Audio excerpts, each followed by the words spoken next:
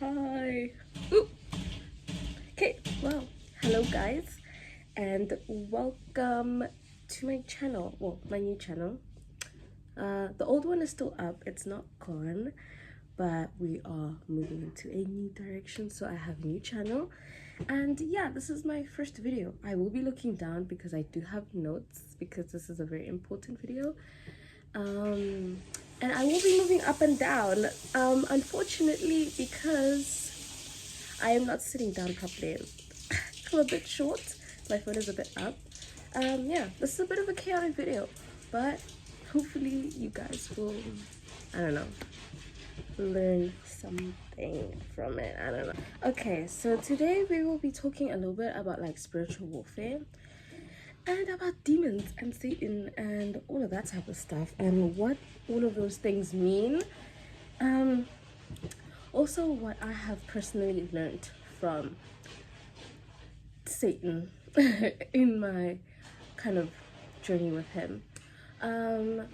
Okay, so this is going to be a two-part series. The first part is just like an introduction and what is Satan, what are demons, things like that. And then the second part will be going more into the story and what my advice and about spiritual warfare and what I think it really is and what the church hasn't really taught us. So we are going to be looking at two scriptures. And as I'm telling you guys these scriptures, I want you to think like, what does the scripture mean to you? What are the kind of questions that sort of come up when I'm reading these two scriptures? So the first one is going to be Job. It's going to be Job chapter 1 verse 6 to 12, which reads, "One day when the angels had gathered around the Lord and Satan was there with them. The Lord asked Satan, 'Where have you been?' Satan replied, 'I have been going all over the earth.' Then the Lord asked, 'What do you think of my servant Job? No one on earth is like him. He is truly good. He is a truly good person who respects me and refuses to do evil." So, as we all know, like as Christians, God and sin cannot cohabitate. Like God and Satan cannot cohabitate, which is why Adam and Eve was kicked out of Eden.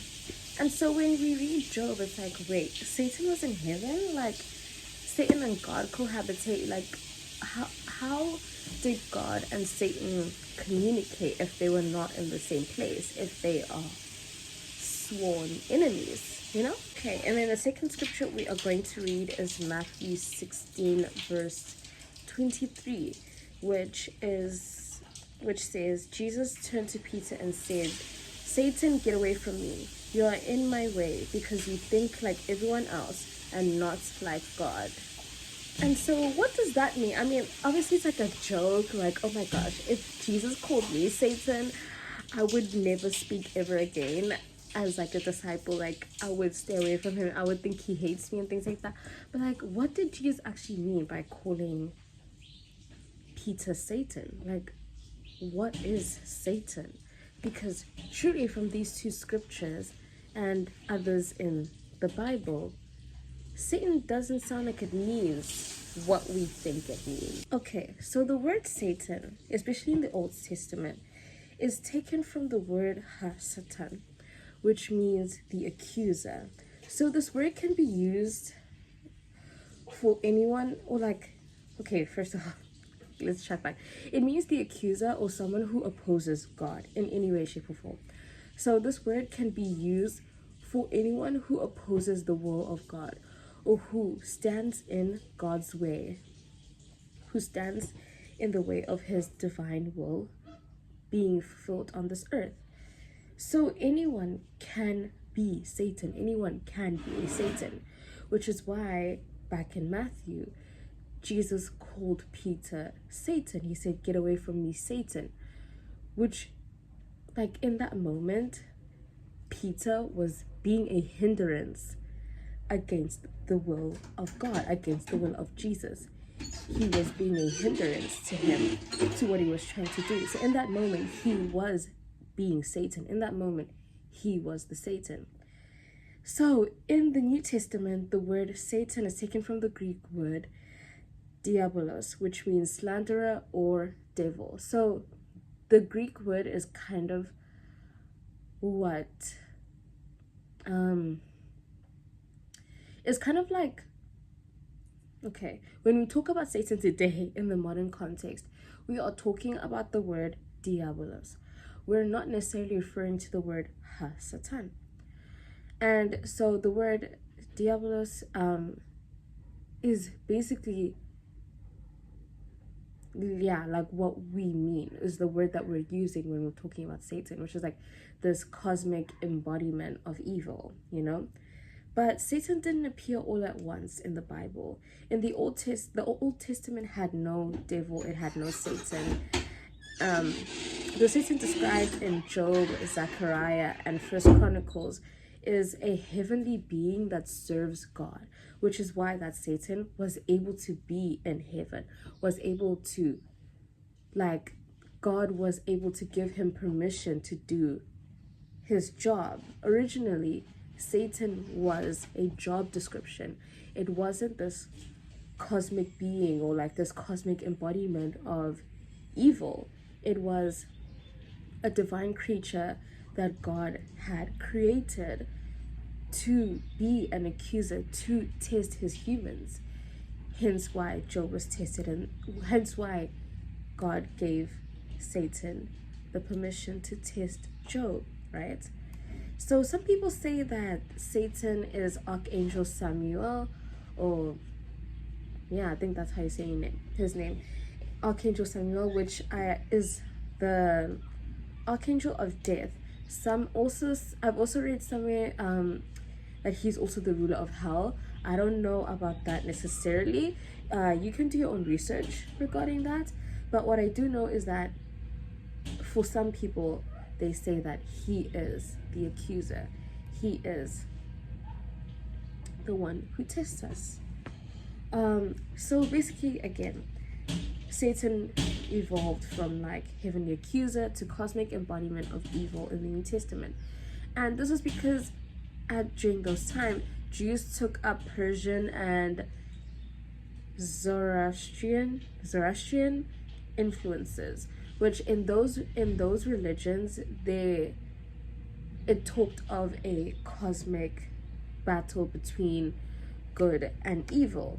And so as Jews were translating the Bible from Aramaic to Greek, those ideologies and those concepts entered into the Bible and then further influenced it, which is why we have the apocalyptic texts like Revelations that talk of this great dragon that will come and destroy all those who are not elected to go to heaven and things like that.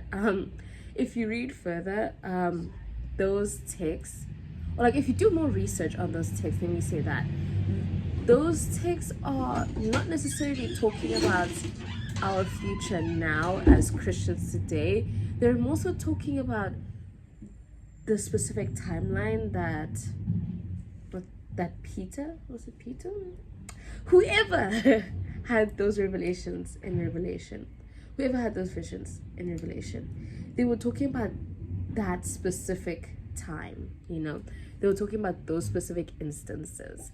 But you can do your own research on that. I know the scholar Dan McLennan, I think I say the surname right, does a very good in-depth video on that. So anyways, further scriptures that I'm going to mention: Ezekiel 14 verse 12 to 15. Oh my gosh. Isaiah 14 verse 12 to 15. Ezekiel 28 verse 12 to 19. Luke 10 verse 18 and Revelations 12 verse 7 to 9. None of these texts originally describe the devil as we know him today. Most of these texts, when they talk about the devil, they are talking about Satan, the accuser, anyone who is standing in between God and his divine will on this earth. And it's also important to remember that Aramaic used symbolic and poetic language, which is why it kind of feels like Jesus was talking in riddles, or why the parables feel like riddles, is because back, even Arabic today is a very poetic. It uses a lot of metaphors. It uses a lot of idioms as well, you know? And this is why it's important to have these things in mind when reading the Bible, and that not everything can be taken literally. Not everything should be taken as is, you know? And yeah, okay. Okay, anyways, in later tradition, especially after the exposure of apocalyptic and Greco-Roman ideas, reinterpreted passages. Like I said, these things influenced those scholars and reinterpreted passages into the narrative of Satan's fall, which is why it's like even a common misconception today to think that Lucifer is the name of the devil, when Jesus was also called Lucifer, was also called the bringer of light. You know what I mean? And why it's also another common misconception that like Satan fell from heaven to, like, I don't know, felt like a bolt of thunder, when that scripture, I think, is in Isaiah as well. That scripture is a eulogy for a unwise king who went against God's will, you know? Which, I mean, in that, again, another Satan. But anyways, this is the first half of the video. In the second half, I'll be talking more about demons and all of that. But anyways, my closing thoughts are basically what I've been saying this entire video, is that Satan is not what we think he is, and is a creature that has divine instruction from God to test us, to have us go through trials, to have us go through wars in our life, to teach us, you know. And that is why he had the permission to test Job. That is why Peter was called Satan, not because he was possessed by Satan, but because he was being a hindrance to God's divine will on this earth. So anyways, I will leave you with that. I love ya. And I will see you in the next video, where I go more in depth about spiritual warfare and all of that type of stuff. Anyways, bye.